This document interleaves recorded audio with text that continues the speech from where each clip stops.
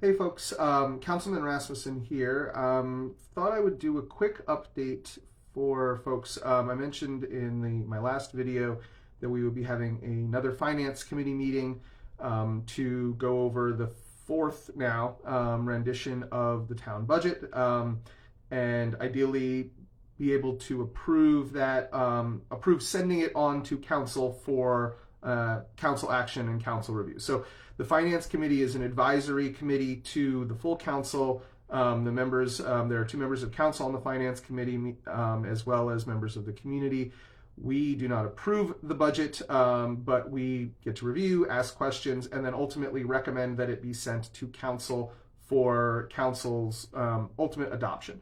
The hope is that that is completed. Council will obviously have a chance to discuss it at the next meeting, but we voted to send a budget to council for council's consideration. So I wanted to just say a little bit about what that budget looks like as it is going to be proposed. It can obviously be changed by council.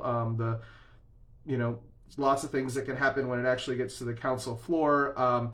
However, I think that there's a lot of good stuff that is done to this in the last month and a half, over the course of a number of meetings, and obviously a lot of work on the part of the town staff. I think that we have gotten the budget to a much, much better place than it was a month and a half ago. So I thought I'd just say a little bit about what is at least going to be proposed. This may not be the final budget. It may get changed, but I think that there's some important stuff here. So all told, the town budget for the year ends up being close to $40 million. That is everything in, everything out, ends up being close to $40 million. Of that $40 million, 28 and change of that ends up getting spent over the course of the next year. And then we have about $1.7 million that is going to be going into capital reserves.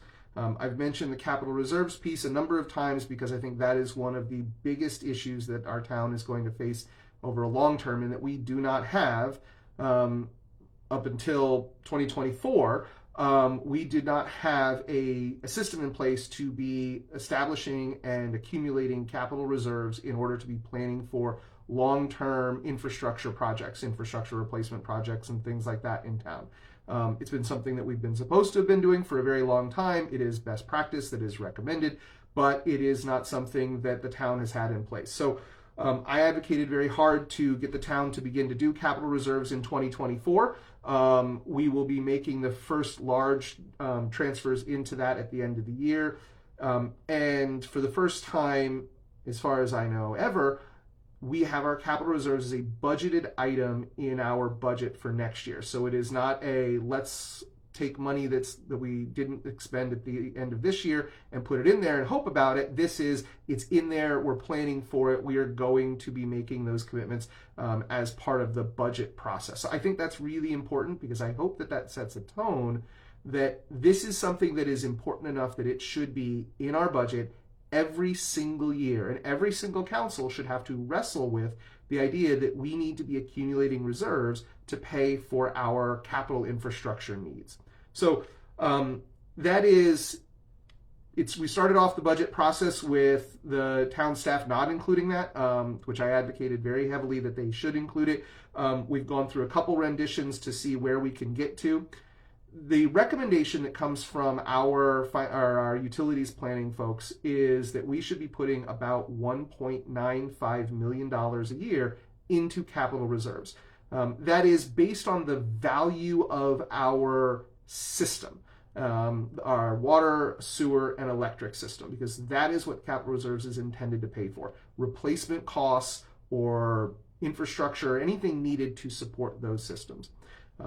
That's really important that we have those systems because water, sewer, and electric create or put a good amount of money into our town general operating budget. So all told, the utilities that we provide are projected to generate about $25.7 million in revenue next year.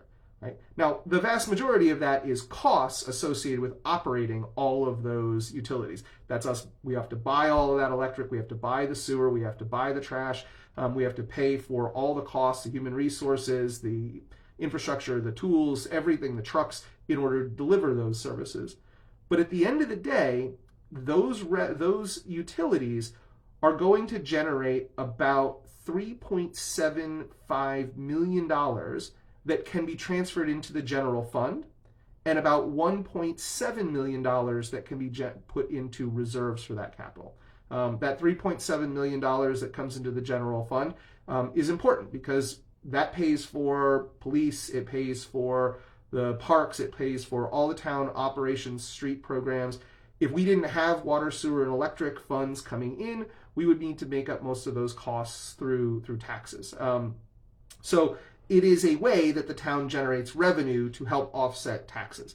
And if we don't take care of those utilities, if we do not repair our water and sewer lines, if we do not repair and replace electric lines and things like that, ultimately we can't deliver utilities and we're out of business. And we need to figure out how to make up that revenue in other ways, which ultimately ends up being through taxes.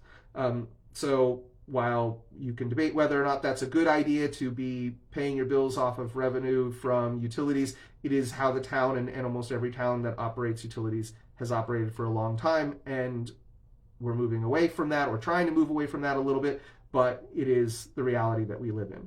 So it's very important that we make sure that we consider infrastructure and plan for the future infrastructure needs of those utilities. And up until this point, we have not been doing that. We have impact fees that come in that are useful, and actually we're going to generate about estimated about $1.4 million in impact fees for the town next year. That's divided between a lot of different capital items: water, sewer, police, municipal impact fees, parks. A lot of things go into that, but those impact fees that are associated with water and sewer and electric can only be used for expanding services, providing new service. They don't pay for if the sewer line on Commerce Street fails. We're not able to use impact fees to pay for that. So we need capital reserves that we can then use to help pay for those sort of projects. Or else we go out and we borrow money. And we've accumulated a lot of debt over the last 20 years by not having any capital reserves to draw on or use interest from when we have those infrastructure needs associated with our utilities. So I'm very happy to see the recommendation of $1.95 million it would be fantastic if we were able to do that. The original projections were that in order to get to that, we would have to make some pretty serious cuts from staffing. About 9 positions is what they were proposing we were going to have to cut. In the end, the town staff, having more time and a little bit more direction, was able to go back and figure out some additional revenue that they had not considered, go in and make some additional projections that ultimately led to a much better budget. So it's taken a little bit longer than planned, but I think we end up with a budget that is both going to meet the operational needs of the town this year and is able to put the about $1.734 million into those capital reserves. Not 1.95, but man, I mean, I'll take 89.5% of that any day. Especially because we're able to do it without having to cut any staffing positions. And I think that that's really important. So all told, there are some cuts and some changes that are proposed as part of this. One thing that is going to happen that actually is sort of just a fluke, that it benefits us for next year, is that the new hospital project that's going to be being built, the state hospital down on the other side of Lake Como, the permitting process of that is being delayed, which means that all of their permit fees and impact fees are going to be paid next year rather than this year. That puts about $475,000 in permit revenue into our next year's budget that we were planning and having in the 2024 budget. It does reduce the 2024 budget. However, because we've had a lot of staffing positions that haven't been filled, and we've had a lot of other things that we had in the budget that we, decided to do without, we are actually in a much better financial position in 2024 to shoulder a revenue decrease than we would be in 2025. So there's a benefit to this little bit of a delay in that it's going to help alleviate a little bit of pressure in next year's budget, because the permit revenue is something that helps pay for our planning and zoning office. It pays for a lot of other like staffing costs and things associated with that. There are utility changes that are proposed as part of this. So we have a couple of different things that we've already known about that have been coming down. One is we have been seeing increases in our costs associated with electric. Basically, the rate at which we buy electric has been going up. We've already known that we were going to have to do a rate increase to electric at the beginning of this year because we elected not to do a mid-year increase last year. We also are we do a rate study every couple of years. It's funny because the rate study is like a good idea when it is done. However, as soon as you start making changes to it, your rate study kind of goes out the window. So we were projected to do a decrease in our water rate for this year. That was the original proposed process when we did the rate study a few years ago. We pretty much stopped that plan last year because we had to do a water rate increase in order to be able to cover our costs. So we are not going to be doing the decrease this year that was originally projected as part of the rate study. And then there's a proposal to increase our trash rate. This one's not going to be popular because most people don't like Waste Industries or Waste Management, who's our current contractor, but the increased cost for that is really driven by our bulk pickups. So twice a year, we do the fall and the spring bulk pickups. The costs associated with providing that service to the town has more than doubled in the last year and a half or two, which is tough because we haven't been charging any additional money for it, but the usage fees, so the tipping fees that we pay, the costs associated with picking it up, and the usage, so many more people are putting out a lot more stuff during those bulk pickups. And instead of it being, $70,000 or so a year or $50,000 or so in dumping fees, we're up to, I think the projected 2024 is about $172,000 in dumping fees. And so we were faced with a choice. We can either do one bulk pickup a year, or if we want to keep the fall and spring bulk pickup, we have to increase our trash rate by $2 a month. So that is the proposal that the town put together, was to increase the trash rate to $33 a month versus $31, so that we can maintain that second bulk pickup over the course of the year. There's a few other small changes, some revenue things about, we're actually going to bring in a little bit more money for our cell phone tower rental money that we bring in. Some of our reimbursements are actually going to be a little bit higher than they projected. Those are all good things. They carve out another couple $100,000 by the time you add all of them together. There are a couple of staffing things that are being proposed as part of the budget. One is because we are right now running with an interim town manager and chief police half and half, we are going to essentially, until needed, remove the town manager budget or position funding for that position from the budget, knowing that we'll probably have to put it back in as soon as we figure out that we are ready to go out and sort of ideally find a new town manager, put somebody in that position wholly. So the expectation is that that's going to have to go back in at some point next year. However, from a planning perspective right now, the proposal is to remove that. There is pushing back the hire on one position to mid-year, so that can save a little bit of money. And then there is, ideally there's supposed to be a new staff accounting position that was proposed for this year.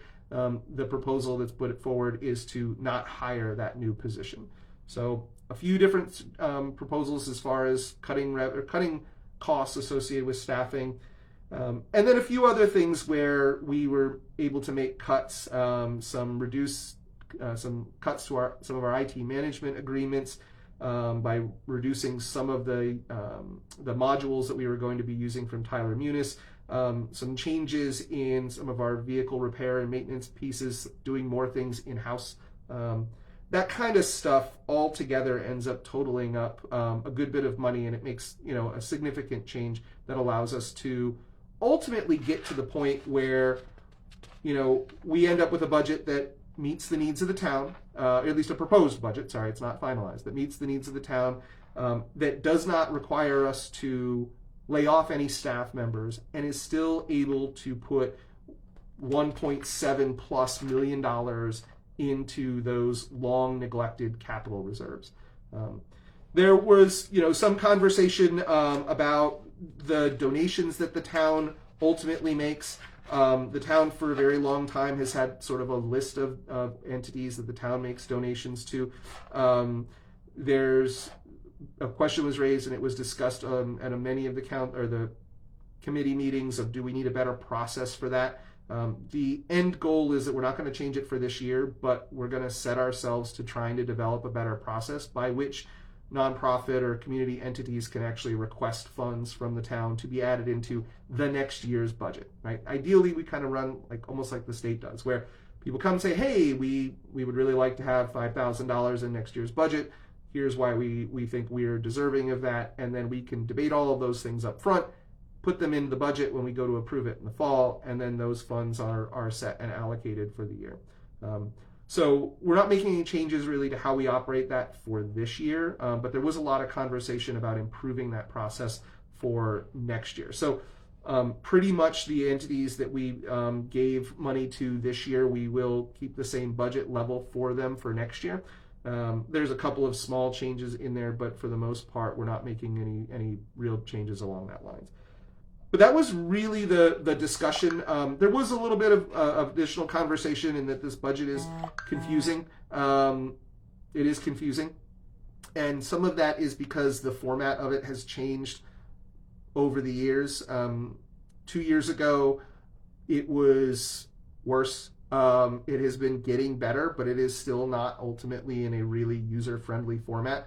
And so that the town staff sort of acknowledged that. They're like, yeah, there are areas where, it looks like there's a huge cut in this area, but really that's because we condensed 5 different things from different departments into one line item in another spot in order to try and clarify it. And my understanding from talking with folks in the state is that, and other municipalities, is this is sort of the ebb and flow of different budgeting. Sometimes let's break everything out into individual areas, and let's condense things because it's easier for people to understand it. The state goes back and forth on that. I think we go back and forth on that a little bit. It makes it a bit confusing if you don't live in this document and then ask and see where those changes are. A lot of them come in the way we actually do our fleet, because that's one of those areas where fleet maintenance, cars and vehicles and equipment and things like that it's been, at one point it was all condensed in fleet, then it was broken out to the departments. Now it's all condensed back into fleet, and it changes those numbers as they look. But in the end, the town staff is very comfortable with what they're proposing.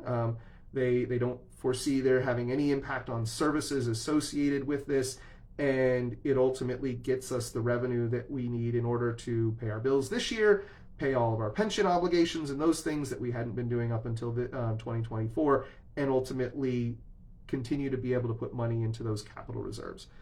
So I think it's a good budget, not perfect by any means, but a significant progress from where we were a couple of years ago, moving in the right direction, because the path that we were on 2 years ago was absolutely unsustainable, and going to put the town in a position where more and more debt, more and more service problems and those things were what is in our future.